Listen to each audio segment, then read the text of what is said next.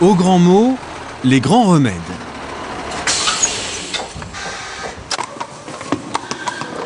Nous sommes le 2 février 2009. Le musée vivant du cheval déménage. Costumes, accessoires, tout est prêt. Vous videz complètement l'écurie là? On vide complètement l'écurie. Donc ça fait un peu...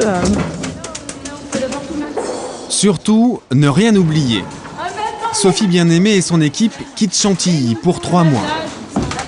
Derrière l'excitation du départ, l'émotion est à fleur de peau. Le but, c'est quand même qu'on fasse des spectacles, qu'on travaille. Alors si on n'amène pas notre matériel, on va jamais y arriver. Et c'est lourd, non, je dirais? Ah oui, c'est lourd. Oui, oui. Et moralement, là, c'est lourd. Oui. Pourquoi? Parce que... Bon, stop. Parce qu'on va quitter ses enfants. On quitte cet endroit.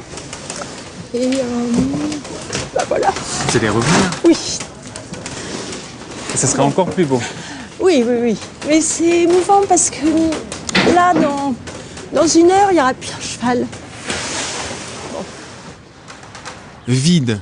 Une première depuis la création du musée il y a 26 ans, Sophie Bien-Aimée ne l'avait jamais vu comme cela.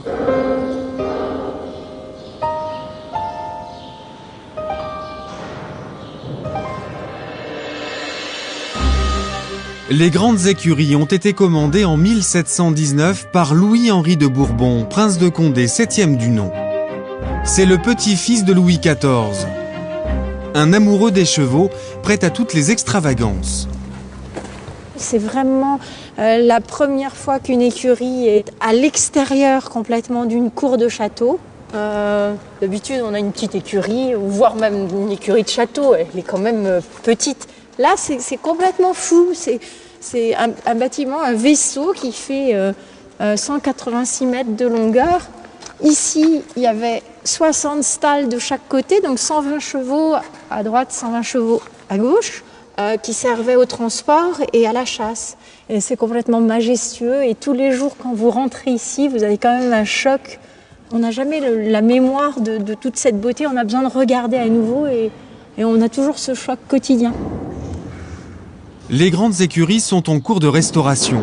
Des spectacles sont habituellement joués ici toutes les semaines. Bientôt, de nouvelles tribunes et surtout une piste toute neuve viendront enrichir le décor. En attendant, impossible de travailler. L'École nationale d'équitation et le prestigieux Cadre Noir de Saumur ont offert logistique et hospitalité. Une aubaine pour Chantilly. Changement de cadre. L'aventure s'annonce passionnante.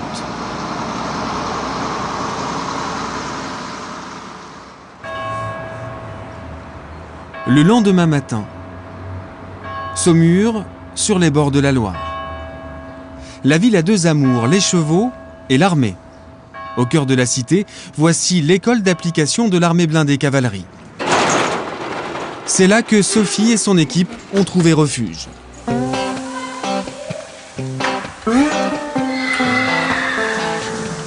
Juste le temps de prendre ses repères, il faut déjà s'occuper des box et des chevaux.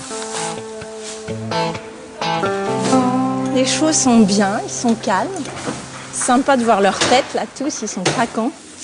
Et l'écurie est saine, elle sent bon. Et puis les chevaux sont tous ensemble, ils se connaissent. Donc ils n'ont pas du tout été inquiets. Et ça s'est très bien passé. Attention Pedro. Top, pousse. Allez bébé.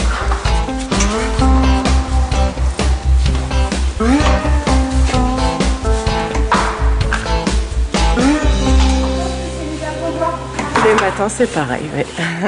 C'est leur petite toilette, c'est comme nous. Ils aiment bien ces moments-là. Ils aiment ça, oui, qu'on les chouchoute un peu. Ah, vous voyez, quand je le gratte comme ça, il aime énormément. C'est les moments tranquilles qu'on peut passer avec eux, où on leur parle.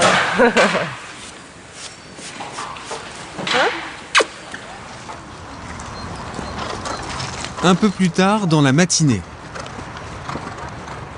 Première foulée sur la carrière du Chardonnay. L'endroit est chargé d'histoire.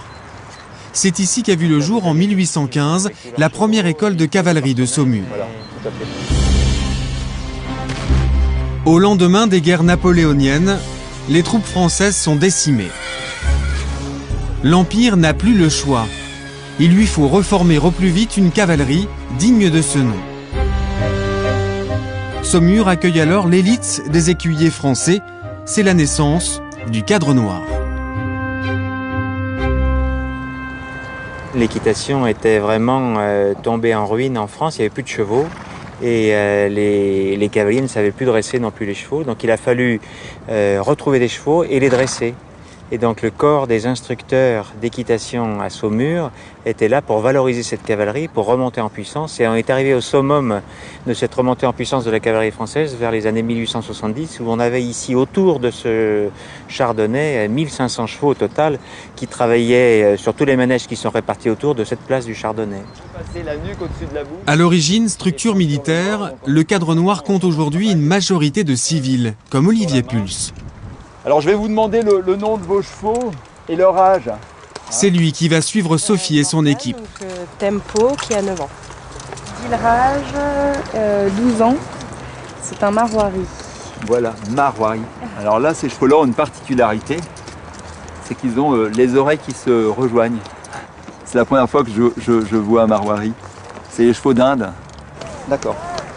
Et ce sont des athlètes, hein, ces chevaux-là. Ce sont des chevaux de spectacle, ce sont des athlètes. Ils travaillent tous les jours. Ils doivent avoir un fonctionnement juste. Et pour ça, c'est beaucoup de travail de gymnastique. Hein. Ce sont des danseurs, voilà. Donc un danseur qui ne fait pas de gymnastique, qui ne fait pas d'assouplissement, qui ne travaille pas sa musculation, on va avoir du mal à durer dans le temps. Non mais là en plus il était bien, tu vois, moi, j'ai senti. Le temps d'une première prise de contact. Direction la campagne saumuroise.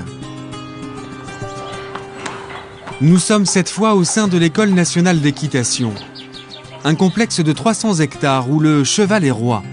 Il a été aménagé dans les années 70. Alors nous, on a fait une adaptation un peu des piliers fixes. Les écuyers du Cadre Noir travaillent ici, le plus souvent à huis clos. C'est extra. Olivier Pulse a réservé une surprise à ses invités. Il est prêt là, hein, c'était bien. Instant privilégié pour les écuyères de Chantilly. Sous leurs yeux, les meilleurs chevaux du Cadre Noir. Vous voyez, regardez, voilà. Là, c'est une belle courbette. Super. Bon, le cheval a avancé un peu sur les postérieurs, mais il a très bien monté son garrot. Quelle qualité tu décèles pour faire un sauteur? Pour faire un sauteur, il faut déjà des chevaux assez forts. Des chevaux carrés. Sophie et son équipe ne sont pas là en touriste. Dans une vingtaine de jours, elles donneront une soirée de gala, ici même. Très bien orientée pour avoir un très bon équilibre. Pour elles, la préparation a déjà commencé. Ouais. Et quand tu mets ta cravache pour le faire avancer, pense à une combinaison avec ta main, si tu veux, pour que le cheval passe sur le mort, comme ça. C'est bien, là. Extra. Très bien. Ça prend beaucoup de temps pour arriver à ce résultat?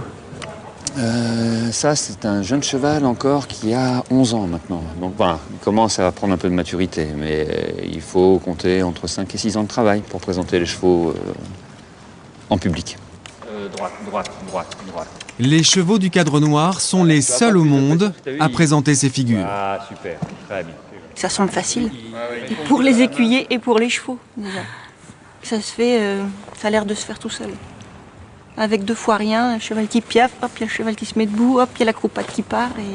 Et que nous, quand on essaye un petit peu dans notre coin de trouver les boutons, d'essayer de faire quelque chose, ben, ça semblerait certainement moins facile vu de l'extérieur.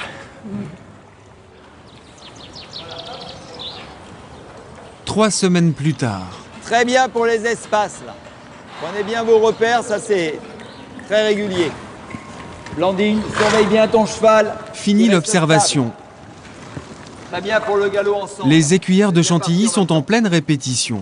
Demain soir, elles seront à l'honneur dans le grand manège du Cadre Noir, un lieu qu'il leur faut encore apprivoiser. Il faut savoir que là, vous avez 22 mètres de largeur sur 62 mètres de longueur. Et que Chantilly, il n'y a même pas 22 mètres de largeur, il y a 13 mètres de diamètre. C'est donc tout petit. Alors évidemment, il a fallu apprivoiser cet espace. Et puis faire des chorégraphies où justement on ne reste pas en tas. Parce que Chantilly, c'est étriqué, donc il faut qu'on reste toujours ensemble. Et là, au contraire, il faut partir. Partir, mais que ce soit chorégraphié, écrit, qu'on ne se trompe pas, que ça soit précis. Gardez les intervalles. Dernier réglage en compagnie d'Olivier Pulse. Son regard aiguisé ne manque aucun détail. Très bien. Le pas espagnol, toujours la même cadence, toujours le même rythme. Très bien. Pensez à ça au rythme et à l'attitude, que les chevaux ne s'enferment pas. Ils gardent la nuque en place. Pour nous, c'est le regard juste, nous conseiller vraiment par rapport à ce qui se passe, c'est pour pouvoir agir à bon escient, pour corriger au mieux. En dressage, il faut être deux. Il faut être à cheval, il faut être à pied. Parce que celui qui est dessus ne voit pas la locomotion de son cheval. Il a juste la sensation de la locomotion. Mais nous, on peut justement apporter une petite touche au niveau de la vitesse, hein, des attitudes. Parce qu'on voit le cheval dans son ensemble. Dès qu'il est un tout petit peu en poussée, il est plus droit. C'est exactement comme un chef d'orchestre. Hein. Vous imaginez un orchestre sans chef d'orchestre, ça devient compliqué. Hein. Et là, on donne la mesure, en fait. Hein. C'est le jour J. Les premiers spectateurs investissent le grand manège. Dans les coulisses, l'activité va crescendo. Échauffement en douceur pour les chevaux. Concentration progressive pour les cavaliers. Chacun a revêtu son costume de scène. Rigueur et tradition pour les écuyers du cadre noir. Alors, le symbole, c'est peut-être le lampion et puis la cravache à 3 viroles. Le lampion, c'est le chapeau que j'ai sur la tête et la cravache à 3 viroles, c'est ce que j'ai dans ma main droite. Donc ça, c'est vraiment... On remet cette cravache à 3 viroles lorsque nos jeunes élèves écuyers deviennent aspirants écuyers. Moins codifié, Chantilly apporte sa touche de légèreté. Un sourire à toute épreuve. C'est extraordinaire d'avoir été invité là. Le cadre noir, c'est mythique, c'est extraordinaire. Personne n'a fait, sauf Sophie, personne n'a été au cadre noir, donc c'est incroyable. Pour nous, c'est incroyable. Voilà. Et ce soir, vous voulez quoi particulièrement, prioritairement ? Moi, j'ai rien à apporter, c'est eux qui ont beaucoup de choses à nous apporter. Mais notre personnalité, ce sont ces costumes, c'est un peu du théâtre, c'est une autre forme d'art équestre, peut-être, en tous les cas, une autre forme d'expression équestre. Voilà, d'expression équestre.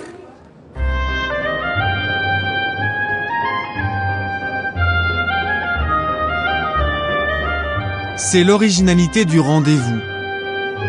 2 heures durant, Chantilly et Saumur affichent en alternance leur spécificité.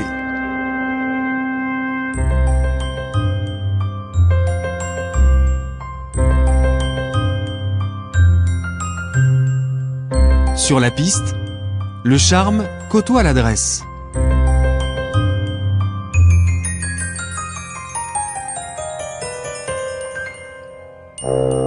Tout se passe sans accroc.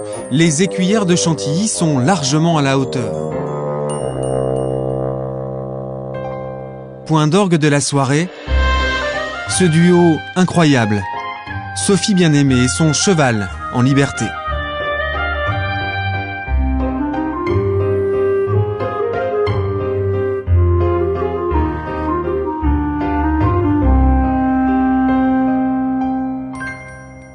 C'était magique. Bon, tu es sympa. Moi, de toute façon, j'avais la chair de poule tout le temps. Je te jure, ça me fait vibrer. C'est des spectacles comme ça, là, on t'offre vraiment un beau cadeau à la ville de Saumur, je trouve. Non. Depuis cette soirée de gala, Sophie Bien-Aimée et son équipe ont regagné les grandes écuries de Chantilly. La tête pleine de souvenirs et de conseils précieux.